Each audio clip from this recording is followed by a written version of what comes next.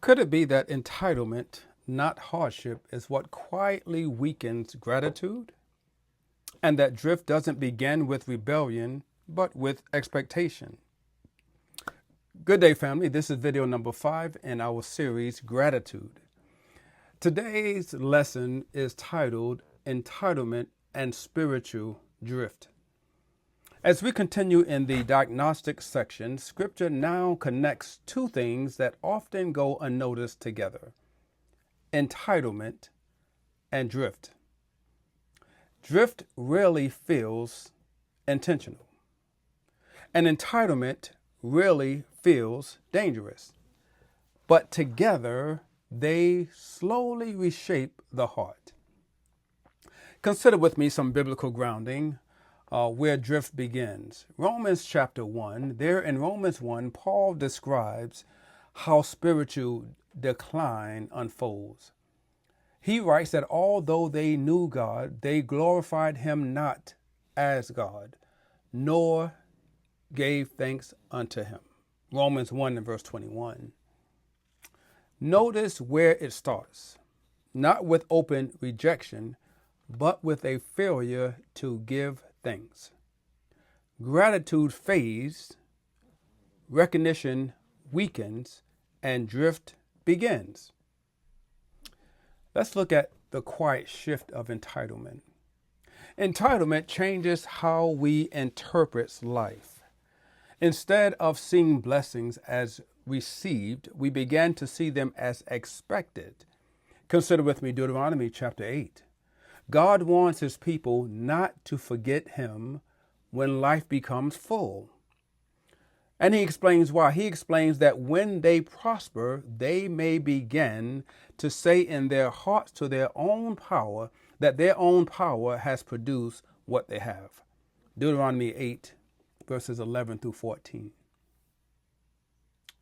That is entitlement. It replaces dependence with self-sufficiency. Here's a core truth for you. Entitlement shifts the heart from gratitude to expectation, and expectation opens the door to spiritual drift. When everything feels earned, nothing feels like grace. Now, why is this hard for you and I to appreciate in real life? I'll tell you why. Entitlement doesn't feel wrong, it feels reasonable. We work hard, we endure, we stay committed, and over time, the heart can quietly move from thankful to owed. Jesus addresses this in Luke chapter 17 when he speaks of a servant doing what was commanded and not expecting special recognition. Luke 17, verses 9 and 10. Jesus' point is not to discourage faithfulness, but to clarify that obedience does not create leverage over God. Not at all. Everything we receive is still grace. Let's look at gratitude as a stabilizer. Gratitude protects against this shift. Paul asks in 1 Corinthians 4, what do you have that you did not receive? 1 Corinthians 4 and verse 7. Now that question orients the heart. Gratitude reminds us that what we have is received. What we are is sustained. And what we experience is not independent of God. Without gratitude, familiarity turns into assumption. Let's consider entitlement weakens endurance. When expectations are not met, disappointment becomes personal. But gratitude sustains endurance by anchoring faith in God's character rather than predictable outcomes. Hebrews reminds us to be content because God has said, I will never leave you nor forsake you. Hebrews 13 and verse 5. Gratitude keeps that truth central.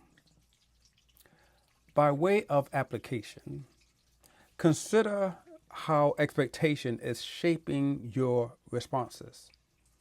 Do unmet expectations lead quickly to frustration?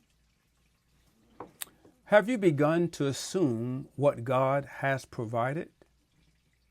Do you still see your life as received or as earned? Entitlement grows quietly, but gratitude keeps the heart grounded. Give that some thought.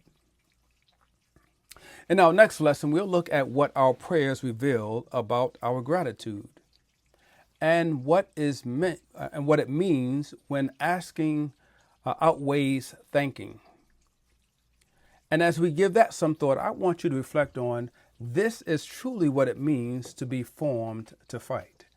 Thank you so much for spending time with me.